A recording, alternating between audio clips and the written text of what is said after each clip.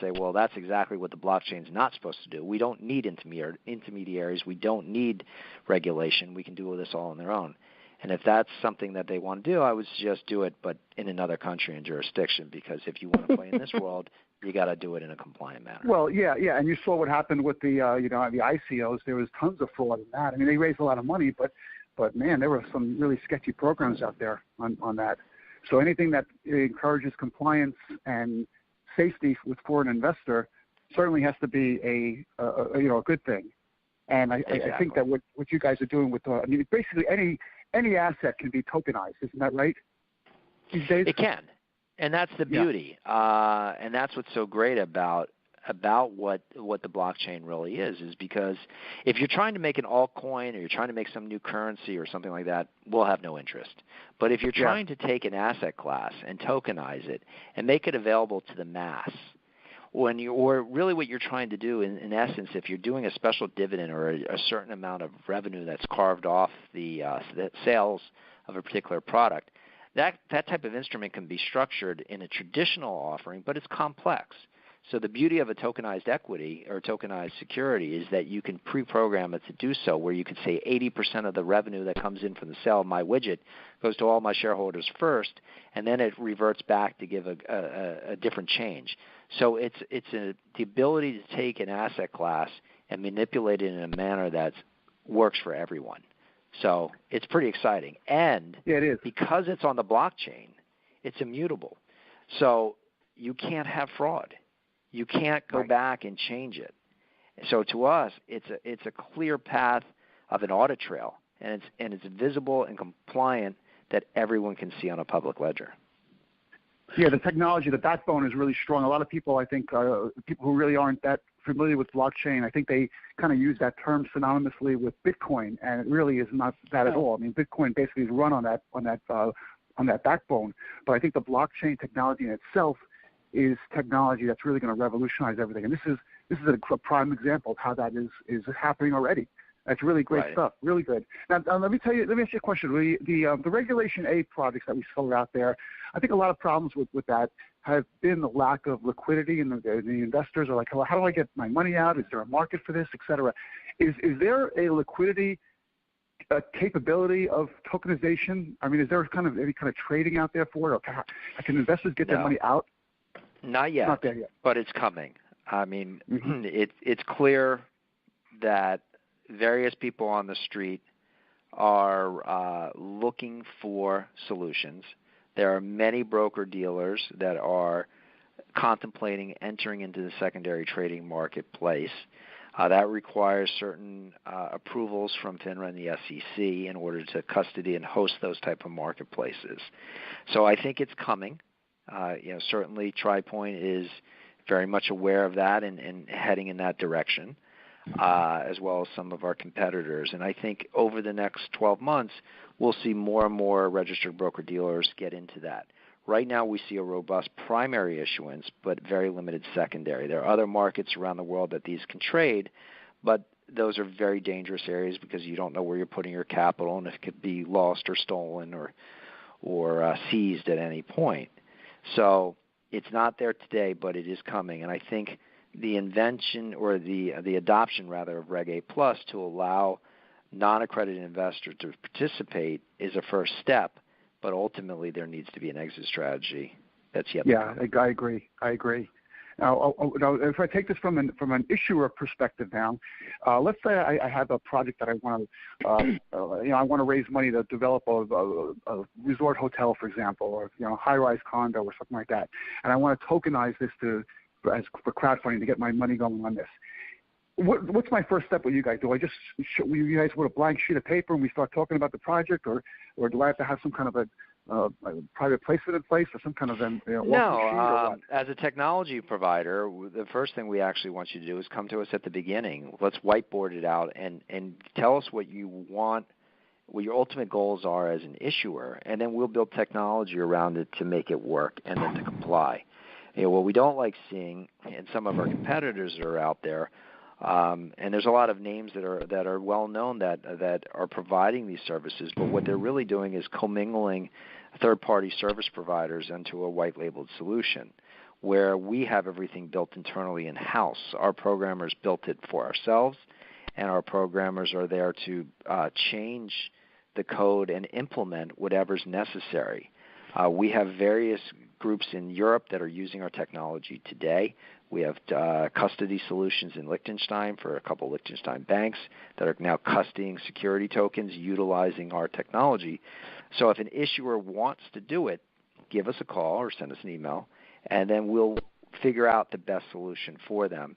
And maybe sometimes they don't want to hear it, but tokenization might not be the right solution. We've had several come to us that had these great ideas, and they thought they could do these things. And when we actually talked it through with them, it just made more sense for them to do a traditional common stock or private placement than going through the expense and hassle of creating this whole new concept when the path of least resistance was right in front of them. They didn't even realize it, where they could just do a simple raise and accomplish the same goal. Yeah. And the end result from their perspective is they receive a tokenization capability, so that they go out to investors and investors can buy these tokens then. Is that right? Correct. Exactly. Okay. And now how does the investor buy the token? Does it buy off your system as well, your technology? Yes. So the system is designed. What we do is we actually build a complete encompassed app that's branded in the issuer's own image and logo and color scheme that's then programmed or published directly onto the into the app stores. So the investors that participate in that particular offering with that issuer will be able to download that app, go through the KYC AML process, verify who they are, and they can subscribe directly through that app. And then using the custody technology with the transfer agent, on closing, the transfer agent would do a takedown call and then simultaneously release the funds out of escrow and issue the token simultaneously back out to all the investors. So it's a complete solution. Now the investor himself, he has proof of this transaction based on what, sheet of paper?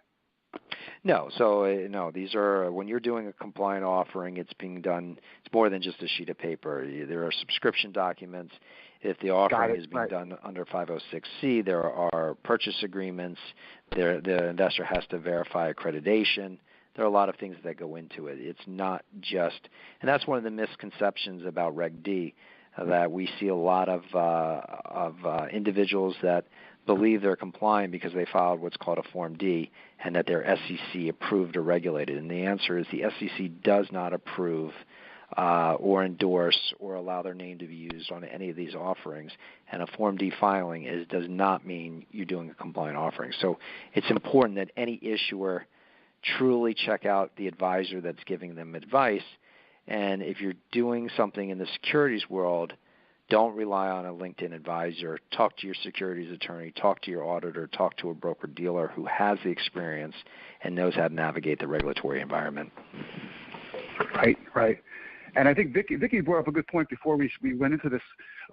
This is a worldwide thing, too. This isn't just the United States, right? I mean, you're seeing a lot of investors from Europe and all over the place with this. Is that right? Correct, exactly. And that's the beauty. The offerings for U.S. issuers, they can be done for U.S. investors under Reg D 506C and for international investors under Reg S. So our technology spans the globe, and people are able to use it in any jurisdiction in a compliant manner. Are you seeing one? Yeah, that is great. Are you seeing any industry in particular that's really taking advantage of this as opposed to others? Like I know we talk about real estate crowdfunding a lot, but maybe in the medical field, do you see this, or do you see this like is there something that really stands out to you guys? No. We're seeing a lot in the real estate area. We've seen some that have come through in the medical area. Nothing that's really been exciting. That would be an example to me where a more traditional type of offering would make sense rather than trying to tokenize something. We've seen some utility tokens, although they're not recognized in the United States, they're recognized in Switzerland and other jurisdictions that actually have purpose, where that token truly has utility function, where it's used to access a particular marketplace or product or service. So we're seeing a lot of that. Recently here in Las Vegas, the city of Las Vegas is looking into using a blockchain platform to run the government of the city. Is that something that a Globex could do or might do, or is that even feasible? The answer is yes, and that's exactly what we provide. And I'll give you an example, actually, of another use of our technology. As a broker-dealer, we won't touch anything in cannabis. As a technology company, we've developed for the cannabis industry something called CanAware, where you're using there's been people that have approached us that said they want to be involved in the home delivery area. But the problem is, how do you know that your 17-year-old son's using a fake ID from China to order cannabis delivered to the home, from Uber or wherever it might be? Right. So what our technology does is, in that same KYC, it enables that customer can upload using the app to get approved. And then when the delivery person comes, our technology uses NFC and QR codes and SMS to then, when that delivery person hands whoever the buyer is that particular product, the codes are matched and a picture comes up that's been approved. And then that delivery person can see that they're actually handing it to the person that actually has gone through a compliant onboarding. So you could use that same strategy a government could in voting, for example, or driver's licenses or any kind of certification that's issued through the state for whatever. Correct. And what's great about it is then that particular certification, vote, action, event is all memorialized on the blockchain. And it's secure. Changed. Yeah, that's a great point. Yeah, that's amazing. Well, I mean, the government has to not be shut down, though. Well, that's a whole other story. Well, there is that. Yeah. So, in hearing our conversation here, it occurs to me: do you think that Regulation A kind of spawned the blockchain? No, not at all. I think Regulation A is a solution to be able to market a security to a non-accredited investor. It's just a tool in a tool belt.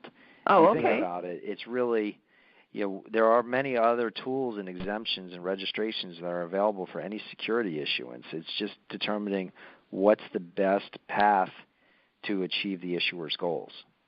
So it's become in vogue, because everybody that did offerings that were not compliant are now looking for compliant solutions. And being that the majority of investors are non-accredited, you need to be able to utilize the capability to market to a non-accredited investor. Mm-hmm. Private placements are reserved for accredited investors only, which is a limited pool. So it was a natural segue to use Reg A if it's done in a compliant manner, because you're able to market to a non-accredited investor.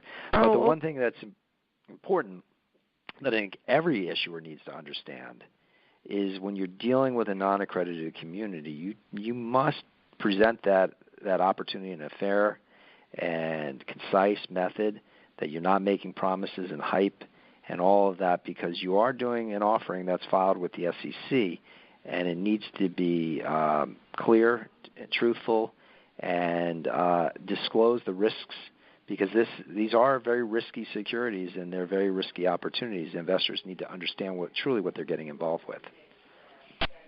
Absolutely. So, Mark, one last question for you. We started the show off by saying how the Internet was once, no one knew what it was, and now all of a sudden it's just common in the lexicon. How many years do you think it's going to take before blockchain becomes just like, it's blockchain, of course. Everyone knows blockchain. 3 to 5. I think the biggest issue right now is that people don't understand even how to buy a security token. One of the things that you have to realize is that you need to use Ethereum or Bitcoin or some type of cryptocurrency to purchase these tokens, and not in all offerings, but in many. And people, it's not clear enough or easy enough for a customer to take a U.S. dollar and convert it into an alt currency to be able to make these investments. I think the future is coming, where in the next few months we'll probably see marketplaces that have developed that allow dollarized trading and allow these investors the ease to be able to come in, open an account, push a button, buy, push another button, and sell, and not have to worry about how did it even happen. And until that occurs, I don't think it's going mainstream. Right, but when it does happen, it's gonna be a storm. That's gonna just make it blow out. So, yeah, I'm looking forward to that.